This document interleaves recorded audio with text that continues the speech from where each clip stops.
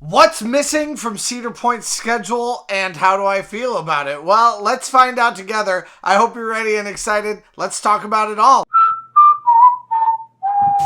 What's up, cool people? Thank you guys so much for hanging out today. Today we are talking about Cedar Point's schedule for 2024 and all the notable changes that have been made to it. There are some things that I've loved that are not on it for this next year. So what are my thoughts and what do I think you guys should think about it is what we're going to talk about today.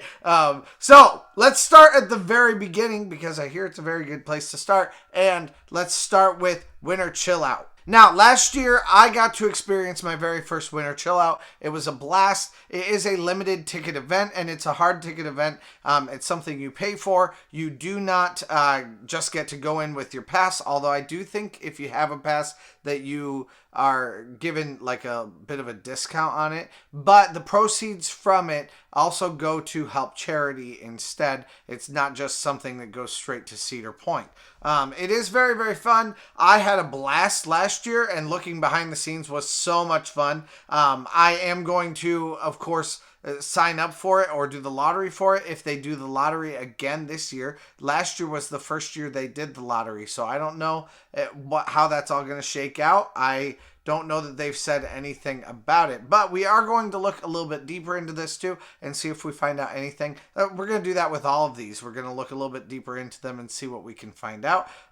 But it was definitely a blast of a place to go last year. I loved being able to see all of that, and especially walking around the grounds of Millennium was like a huge highlight for me. Also, the costume shop was amazing, and apparently other people took pictures in it, and I didn't. You weren't supposed to, that's why I didn't, but I'm kind of jealous, to be honest. But anyway, it was a blast from beginning to end, and I loved everything that I saw. So it's definitely worthwhile to go check that out if you're into kind of the behind the scenes things that happen at Cedar Point. Okay, yeah, so it says tickets will go on sale early in 2024. So I'm assuming probably January-ish. We'll start seeing stuff about any kind of lottery or how they are disseminating these tickets, because it is a very limited ticket, but they don't charge you just exorbitant amounts. So because of that, they end up having to have it be a limited number of people that are allowed to go. So like I said, last year they had like two different options where you could be like in a group for one day or a group for the next day, and they had groups all day long, but that still is like 30 people per group, something like that, and it wasn't that many people that were able to be there. So it was super fun though. Again, worthwhile to go check it out if that's something that you would like to do. Just be prepared that you may not be chosen for it. I'm very prepared that this year I may not be chosen for it. We'll have to see. I got chosen last year. I'm expecting that it may not happen this year. Again, I'll try for it. We'll just see what happens. Now, something very exciting to me that I love is total eclipse of the point. And I'm fascinated by this, and I want to do it really bad. It's April 8th, 2024, and it's going to be a total eclipse that day. So apparently it's happening like right over, like Cedar Point is right where the total eclipse is going to be most visible from. And they're going to be having the Grand Pavilion Restaurant and Bar open, and you can be there. Apparently, also, there's going to be a few select rides on the boardwalk that will be open. So I think that'll be really fun. It seems to me like Cedar Point is really utilizing the boardwalk this year. There's a lot of that, and it's going to be a repeating theme that we're going to see. So we'll get into that a little bit more as we keep going. Anyway, you can see the eclipse happening from the beach, and you can also ride a few rides and get a few drinks at the boardwalk. So I think that'd be really fun. I would be really into that. So I think it's it looks like it's kind of an open event with like as many people as want to show up. Being able to be there. So that is something I'm definitely planning to do this year, as long as I don't find out more details. It does say more details to come. So if it's a hard ticket event, we'll just have to see what they have, and if it's something that I can do or not. Now, April 30th to May 2nd, they're having a pass holder preview for Top Thrill 2. I'm really, really hoping to be able to go to this, whether it means that I just go as a pass holder or if I go as a member of the media. I would love to be able to do some sort of a media pass and see what's going to happen. I don't care how I get to do it, though. I want to go. I'll stand in that 4-hour line. Whatever we need to do, that's perfectly fine with me. I just want to get a whole bunch done and really be able to see what this ride is going to be like. And I'm not sure that it's going to be down my alley, to be completely honest, but I do know that my audience is going to love it. So I want to be there. I want to see it. I want to make sure that you guys know exactly what you're getting into when this 2024 season actually happens. But that kind of seems a little bit like opening days a little bit earlier than it really is. And so I'm really glad for that. Now, it is really cool. Cedar Point has been testing Top Thrill Dragster already. Now, I don't think I've seen even one video yet of it going over. Now, correct me if I'm wrong, because maybe you guys know something else, and send me a link down in the comments if you want to do that for me. But I've seen them doing a lot of testing of it, just taking it part way up and then part way back down. I'm glad to see them really testing before the winter gets really bad this year. And I'm really hoping that they completely avoid the hell that was Wild Mouse Coaster this last year and how developmental delays were just awful on that thing. So I'm really hoping that they are able to do a lot of testing and get all the bugs worked out before the season actually starts this year. Now, May 4th is opening day, and that feels so good to say. I can't wait to get there. And honestly, being able to have a couple of these events in there, especially the Eclipse event too, it's just going to make it feel faster, which I love. But yeah, cannot wait for opening day on May 4th. That's a blast. Now, usually something that not everybody knows is that usually they do have like an Ohio State Day or something like that, where you can buy a limited ticket, and really pretty much anyone can go. They just don't publicize it very much. And if you are with someone who is at Ohio State, or you are a friend of someone who is at Ohio State, or you just buy a ticket for it because you know about it, then you can go be a part of that Ohio State Day. That usually almost acts as like a soft opening, like a pass holder preview kind of a thing.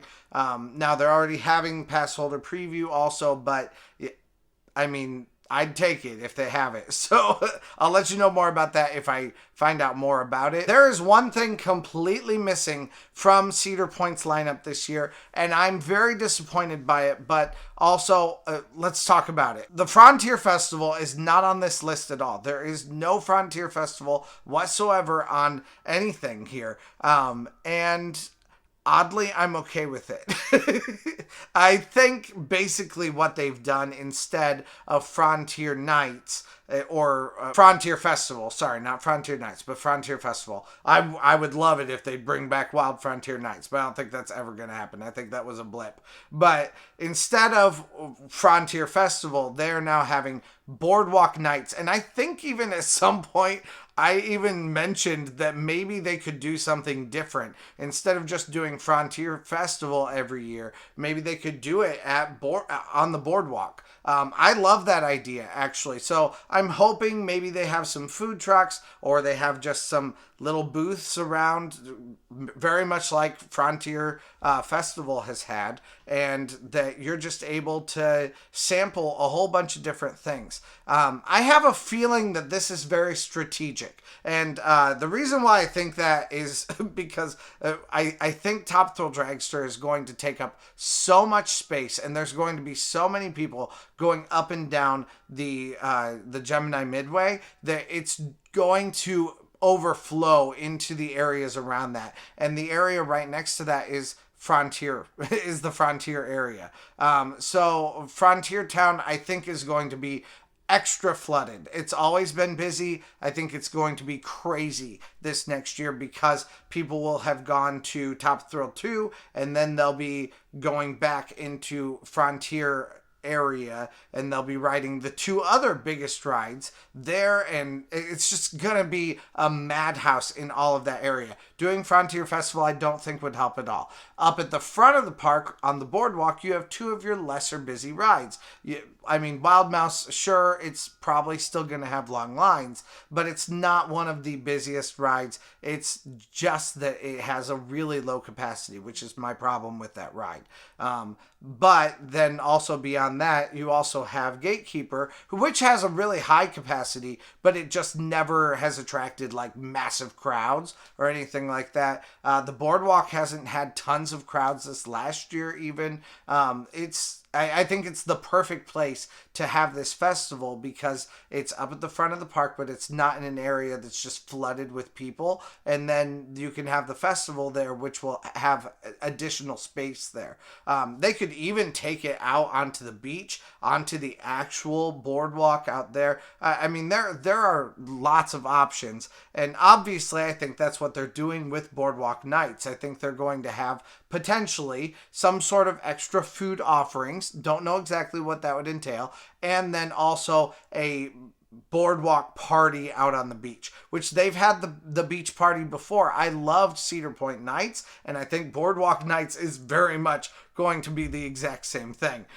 So even down here, it says, so it says, electrify with larger-than-life entertainment, over-the-top food and drink, games for the entire family, music and dancing, lights and sounds that inspire the best summertime dance moves. Now, again, would love it if it has something to do with extra food and stuff like that on the actual boardwalk, the new boardwalk for this year. I would hate to see that not be utilized in some way. But even if it's like after everything closes, then they have Boardwalk Nights and it's open and they have some extra entertainment, maybe some fun shows. I would love that. That would be a dream for me. And maybe some music happening in the Grand Pavilion. So maybe you have one spot that's open. That would be way easier than Wild Frontier Nights, where you had to walk through a special gate and then they had to funnel you to the frontier town to go see shows and do all that kind of fun stuff, which was a blast. I loved that so much. Like I said, I'd love to see that come back, but I think Boardwalk Nights would be a good opportunity for them to do something similar in a similar type of a vein. So I am not at all disheartened by this. I think this will be a really good replacement for what Frontier Festival has been, and also for even potentially what Wild Frontier Nights was, but also what Cedar Point Nights was a couple of years ago. So I think all of those things, it's kind of like, it sounds to me like they could possibly be condensing all 3 of those things into one solid entertainment just evening between July 19th and August 18th, and that sounds really promising to me. And then the last thing on their list, of course, is Halloweekends. I love Halloweekends. If you guys have seen my content, you know that. I love all the haunted houses. I love all the entertainment. I love all the shows. I love meeting the people in the shows. It's all my favorite stuff. So it's definitely fun to be a part of that, and I'm of course looking forward to that. That feels very normal, though. There's less to say about it. I hope that the entertainment that they have, once again, Cedar Point, please invest more in entertainment. Live E needs everything. Whatever you can give them, Live E needs it. That's what separates your park from smaller parks like Indiana Beach or even Kentucky Kingdom, is that your parks have that live entertainment. They have a vibrancy that can only be found with that kind of stuff in it. And it's not just a coaster place. There's so much more to Cedar Point than just coasters. And if you take away entertainment, then you don't really have that as much anymore. So anyway, though, I'm very excited about what Cedar Point is doing this next year. I'm not upset at all about hearing about this. It would be nice if, in June they had some sort of scaled back Frontier Festival with some nice little booths, and you could buy some different alcohol for kind of cheap and sample different things. I love that. I think it's always fun. So of course I would love to see that, but I also don't think that it's necessary. I think there's a lot of fun that can be had at Cedar Point, and I think this Boardwalk Nights, you know, theme parks are made to change. Theme parks are not made to be static and to do the same thing every single year. Part of the fun of a theme park is to discover something new every year, to have new things happen, things go away, new things replace them. It's part of the fun of it. So I'm not upset when things leave. I just would like to have good things replace it. And in this case, I think it seems that way. We'll see what happens, and you can always count on me to be very honest in my opinions about what actually is happening at Cedar Point. But let me know down below what you guys think about these things. Are you upset about the loss of Frontier Festival? Are you apprehensive? Are you worried about it? Or are you kind of like me and you think, seems like an even trade? Maybe that's fine. Let me know down in the comments. I love to hear from you guys down there. And of course, my opinion is not the only opinion. You guys have really great opinions down in the comments. And whenever I hear from one of you, I know that it represents a large swath of people who also think that way. Also, whenever you speak up, you're always helping other people to either feel more heard or to kind of have better ideas on what they should or shouldn't be doing at the park. So I'd love to hear from you guys. Thank you guys so much for commenting down there. Press that like button. Subscribe if you haven't, because subscribing turns you into a cool people. And thank you guys so much for hanging out. Let's go! Hey, thanks for watching. I release theme park related videos at least a couple times a week, so press that subscribe button if you made it this far. Also, check out similar videos in the playlist to the right or find my newest video to the left. Thanks again, and let's go!